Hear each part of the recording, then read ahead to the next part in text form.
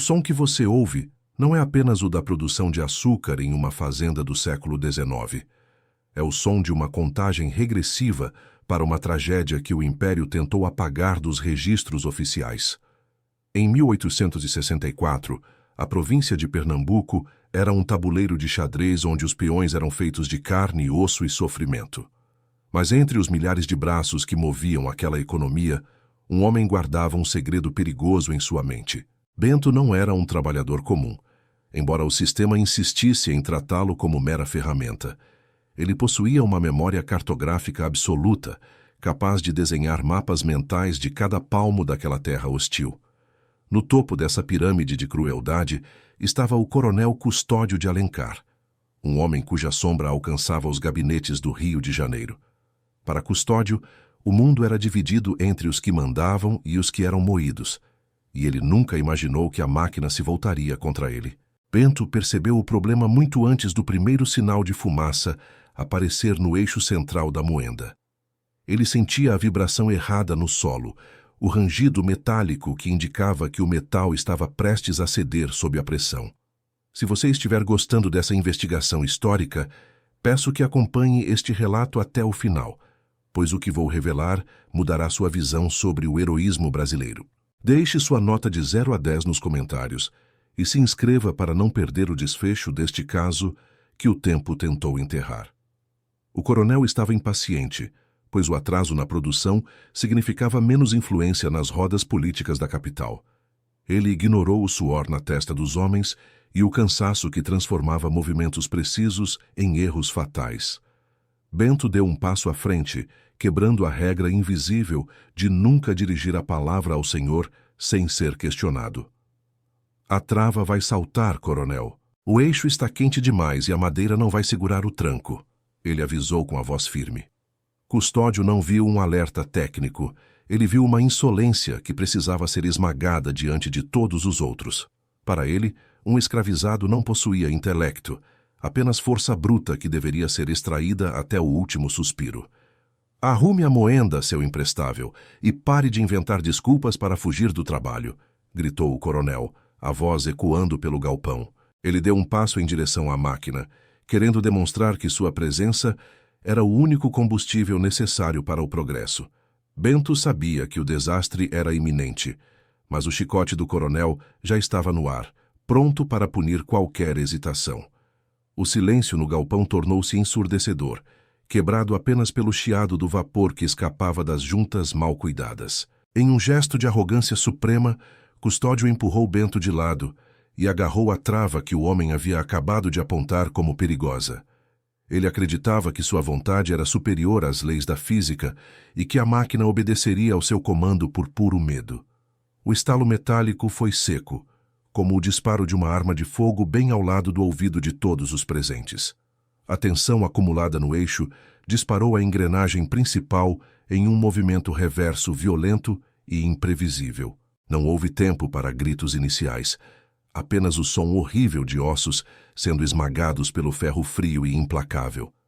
A máquina que Custódio usava para enriquecer acabara de decidir que o sangue do Senhor tinha o mesmo valor que o do servo. O coronel caiu de joelhos, o rosto pálido como a morte, enquanto o que restava de seu braço direito era devorado pelas engrenagens. O ódio em seus olhos, no entanto, não desapareceu com a dor. Ele apenas se transformou em algo muito mais sinistro. A fazenda entrou em um estado de choque, mas Bento sabia que a culpa daquele acidente seria colocada inteiramente em seus ombros. O sistema nunca admitiria que a falha fora do Senhor. Eles precisavam de um bode expiatório para manter a ordem. Nas semanas que se seguiram, a fazenda tornou-se um tribunal de sombras, onde Custódio planejava sua vingança de uma cama de dor. Ele sobreviveu, mas agora ostentava um toco de carne e cicatrizes que o lembrariam diariamente de sua humilhação. A Guerra do Paraguai acabara de estourar, e o Império exigia voluntários para defender as fronteiras do Sul.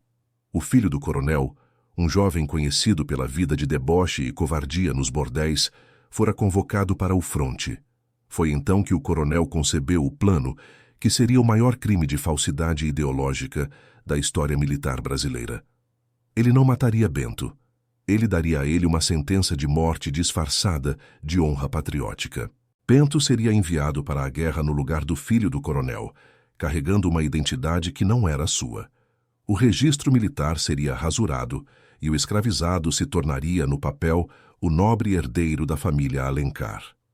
Você vai para o inferno, Bento, e vai morrer lá com o nome do meu filho no peito, sussurrou Custódio antes da partida. O coronel acreditava que os pântanos do Paraguai seriam a sepultura perfeita para o homem que viu sua fraqueza. Bento partiu em silêncio, levando consigo nada além de sua memória excepcional e o ódio que ardia como brasa. Ele não sabia que estava prestes a entrar em um conflito que mudaria o destino de duas nações. Enquanto o verdadeiro herdeiro permanecia seguro na capital, Bento desembarcava no Paço da Pátria sob fogo de artilharia. A farda que ele vestia era um disfarce, mas a coragem que ele carregava era a única coisa real naquele campo de batalha.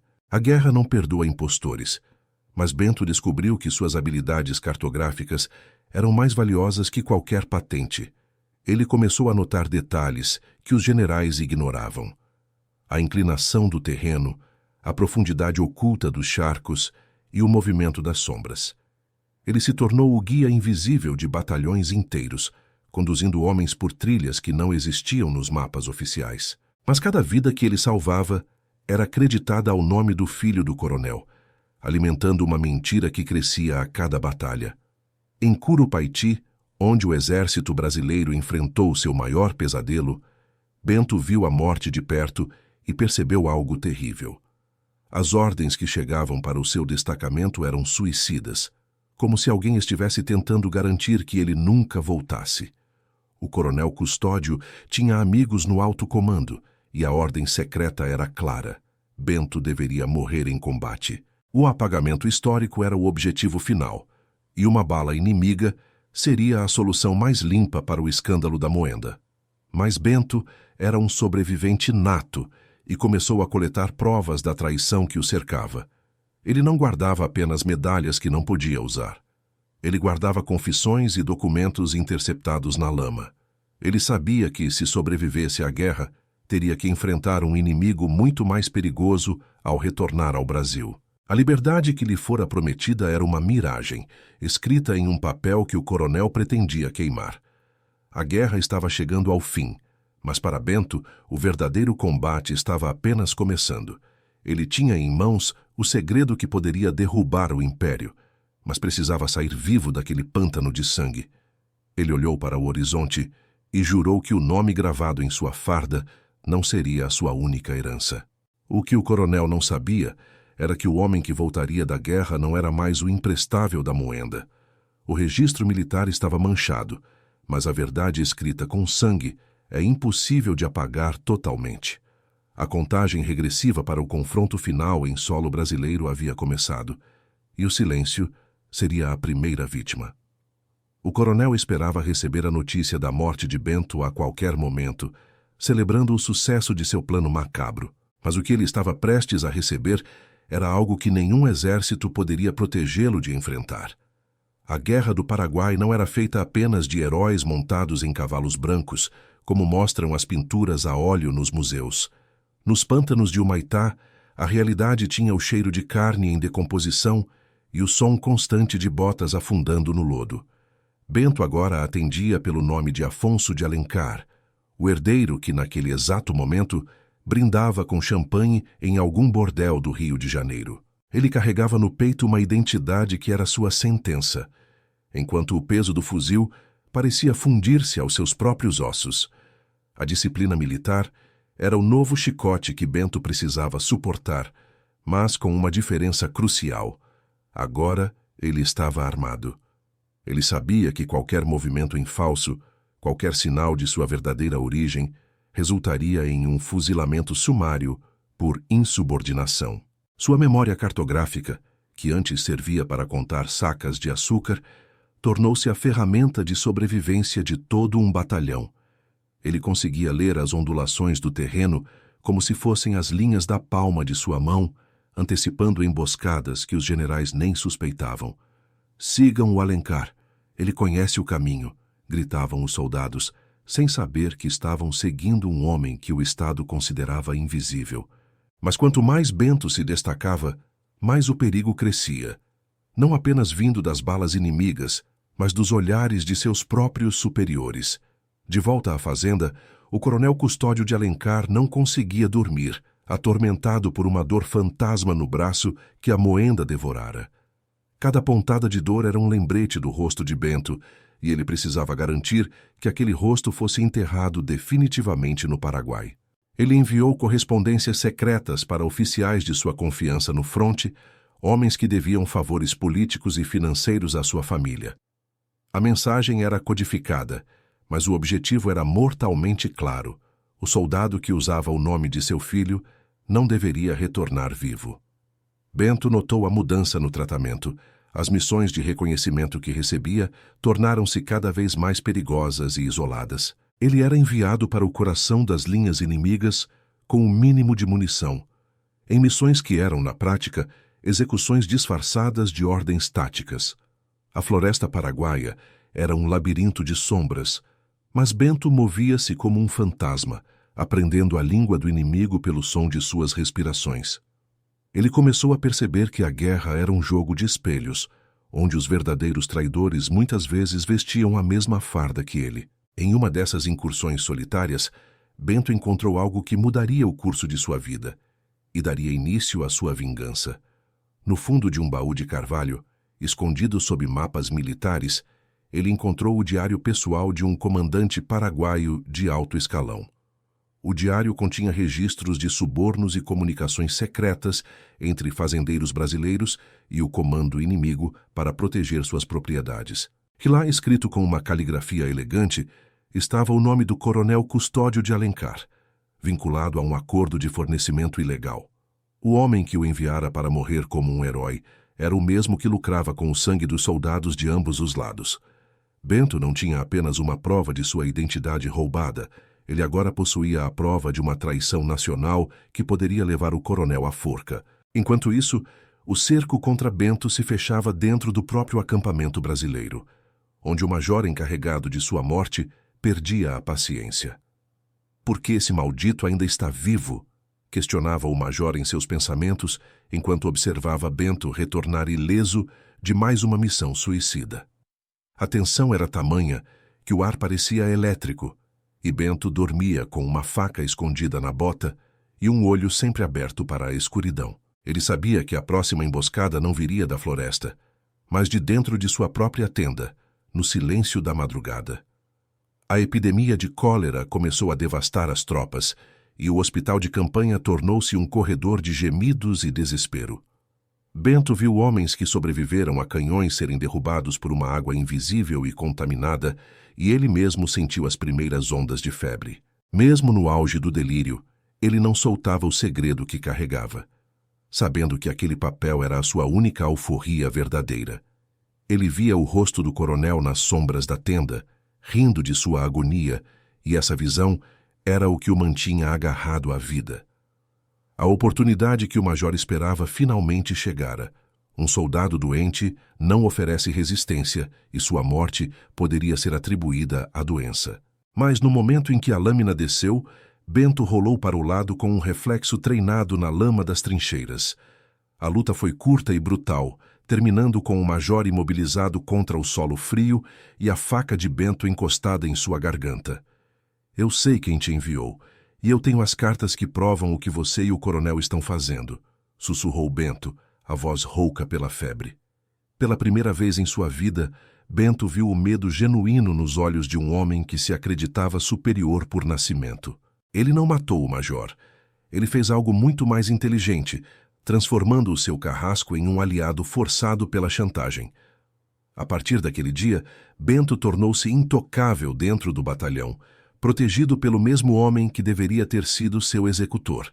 Ele usou sua posição para coletar ainda mais documentos, interceptando ordens e guardando cada prova da fraude de seu alistamento. A guerra estava chegando ao seu ato final, e o exército brasileiro avançava rumo à vitória definitiva sobre o governo de Solano Lopes. Bento sabia que o fim dos tiros significaria o início de uma caçada humana que o levaria de volta às terras de Pernambuco. Ele tinha as condecorações por bravura costuradas na farda, todas em nome de Afonso de Alencar, o herdeiro covarde. Mas em sua mente, ele já estava traçando o mapa da fazenda onde o coronel Custódio aguardava pelo seu filho herói. A notícia do retorno foi um golpe devastador para o coronel, que esperava receber apenas um atestado de óbito e uma medalha póstuma. Ele percebeu que o monstro que ele tentou criar no fronte estava voltando para casa, e dessa vez ele trazia o peso da história consigo. Custódio preparou seus jagunços e seus contatos na justiça local para receber Bento não com flores, mas com correntes. Ele acreditava que em suas terras a lei do chicote ainda era soberana sobre qualquer mérito militar conquistado no estrangeiro. Ele caminhava entre os civis como um veterano respeitado, mas por baixo da farda as cicatrizes da escravidão ainda ardiam.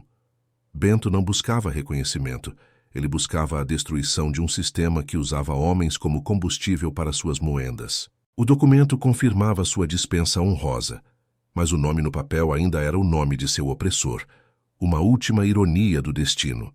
Ele guardou o papel junto ao diário do comandante paraguaio, sentindo o peso da verdade que estava prestes a explodir. Ele sabia que a justiça oficial era um luxo para poucos, mas a justiça de um soldado que não tem nada a perder é absoluta. A noite estava calma, mas o silêncio era apenas o prelúdio para a tempestade que Bento estava levando para as portas da fazenda Alencar. O vulto que se aproximava não era o de um filho pródigo, mas o de um fantasma que atravessara o inferno para cobrar uma dívida de sangue. Custódio sentiu um suor frio escorrer pelo pescoço, o mesmo suor que Bento sentira anos antes sob o sol da moenda. Os escravizados que ainda restavam na fazenda pararam o trabalho, olhando para aquele homem negro vestido com as honras do império. Era o início de uma revelação que nenhum tribunal poderia conter e que o coronel jamais conseguiria apagar com seu chicote. A máquina estava pronta para girar novamente, mas desta vez Bento não era quem estava sendo puxado para as engrenagens. O jogo havia mudado e o segredo guardado no cofre do império estava prestes a ser arrancado à força. O som do livro atingindo a madeira ecoou como um trovão na sala de jantar silenciosa e opulenta. Custódio olhou para o objeto e depois para o homem à sua frente, percebendo que sua vida de mentiras acabara de desmoronar. O Senhor me enviou para morrer, mas eu trouxe a sua condenação escrita por suas próprias mãos, disse Bento, a voz calma e mortal. O que aconteceu a seguir transformaria o escândalo da moenda em uma ferida aberta na história de uma nação inteira. O silêncio na sala de jantar da Casa Grande era tão denso que se podia ouvir o tic-tac de um relógio de parede no corredor. Custódio de Alencar, o homem que comandava o destino de centenas, agora via seu império de mentiras tremer diante de um único homem. O Senhor me enviou para o inferno esperando que eu virasse cinzas, mas esqueceu que o fogo apenas tempera o aço, disse Bento. Sua voz não tinha ódio. Tinha algo muito mais aterrorizante para um criminoso. A frieza de quem já executou sua sentença. O coronel sabia que naquela gaveta residia sua última esperança, uma pequena pistola de cano duplo carregada. Mas antes que seus dedos tocassem a madeira, o som metálico de um cão de revólver sendo puxado ecoou pelo recinto. Se eu fosse o senhor, não tentaria nada que exigisse o uso de 2 braços, ironizou Bento, olhando para o toco de carne do coronel. A menção ao acidente na moenda foi como um soco no estômago de Custódio, lembrando-o de que sua queda começara anos atrás. Se você quer entender como esse confronto termina e como a justiça foi arrancada das mãos de um império, assista até o fim. Deixe sua nota de 0 a 10 nos comentários e se inscreva agora, pois este é o capítulo final de uma história que muitos queriam que fosse esquecida. O verdadeiro Afonso de Alencar entrou cambaleando, alheio à tensão mortal que dominava o ambiente de sua própria casa. Ao ver Bento vestido com sua identidade, o jovem herdeiro soltou uma risada nervosa que logo morreu ao ver o brilho do revólver. Pai, o que é isso? Por que esse homem está aqui usando minhas medalhas? Balbuciou o herdeiro com a voz embargada pelo álcool.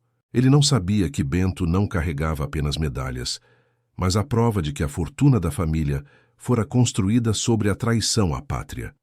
Bento revelou que o diário não era apenas uma crônica de guerra, mas um registro de transações financeiras com o exército paraguaio. Enquanto os soldados brasileiros morriam de fome e sede nas trincheiras, o coronel Custódio vendia gado e mantimentos para o inimigo através de portos clandestinos. A fraude do alistamento de Bento era o menor dos crimes de Custódio. A alta traição era o crime que o levaria ao paredão de fuzilamento. Bento sabia que, se matasse o coronel ali, seria apenas mais um crime de sangue, mas se o entregasse à justiça, destruiria todo o seu linhagem. Os jagunços do coronel, alertados pelo barulho, cercaram a casa grande com espingardas e facões, prontos para invadir. Mas Bento não viera sozinho. O major que ele chantageara no Paraguai estava do lado de fora com um destacamento da Guarda Nacional. O major não estava lá para salvar Bento, mas para salvar a própria pele, entregando o coronel como o único culpado pela conspiração. Coronel Custódio de Alencar, o senhor está preso em nome do Império por crime de traição e falsidade ideológica, anunciou o oficial. A arrogância do senhor de Terras desmoronou em segundos, transformando-se em um choro patético de quem perdeu tudo o que valorizava.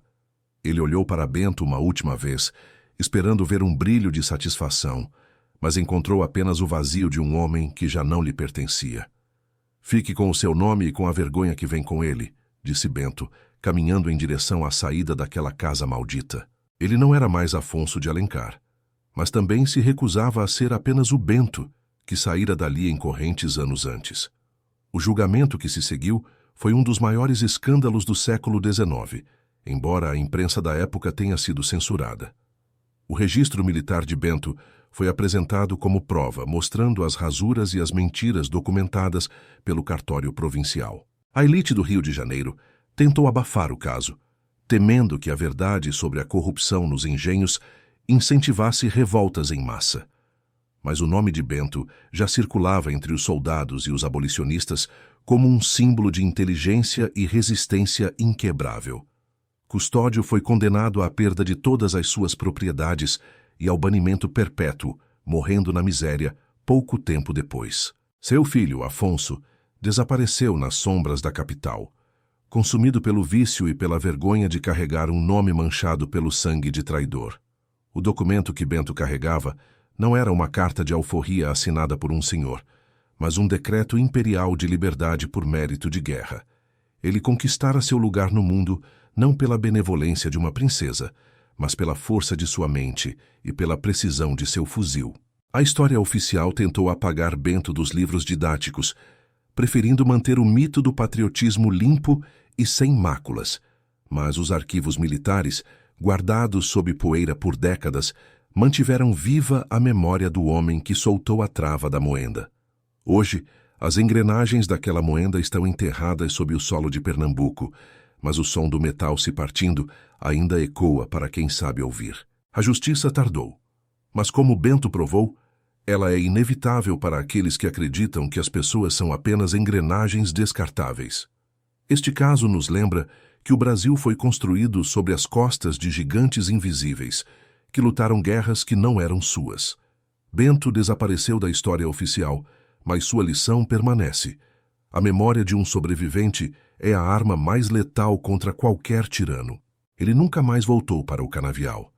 Mas dizem que, nas noites de lua cheia, o som de uma moenda parando pode ser ouvido no vento. Era o sinal de que a máquina da opressão, por mais pesada que seja, sempre pode ser travada por quem conhece seus segredos. O escândalo nacional foi silenciado, mas a verdade tem raízes profundas que nem o tempo, nem o fogo conseguem destruir totalmente. A confissão perigosa que você ouviu hoje é o acerto de contas que o passado exigia do presente. A justiça de Bento não foi escrita em mármore, mas na consciência de uma nação que ainda tenta esconder suas cicatrizes. O homem que o Império chamou de imprestável tornou-se o mestre de sua própria história e o juiz de seus antigos senhores. Espero que este relato tenha trazido luz a um dos cantos mais escuros da nossa história e que você reflita sobre os nomes que não estão nos livros.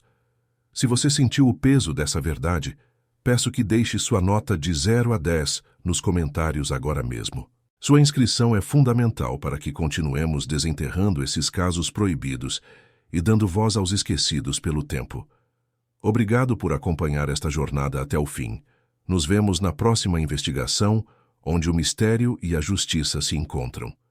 A moenda parou, mas a história de Bento continua viva em cada ato de resistência que desafia a lógica da servidão. Até a próxima, onde mais um segredo histórico será revelado.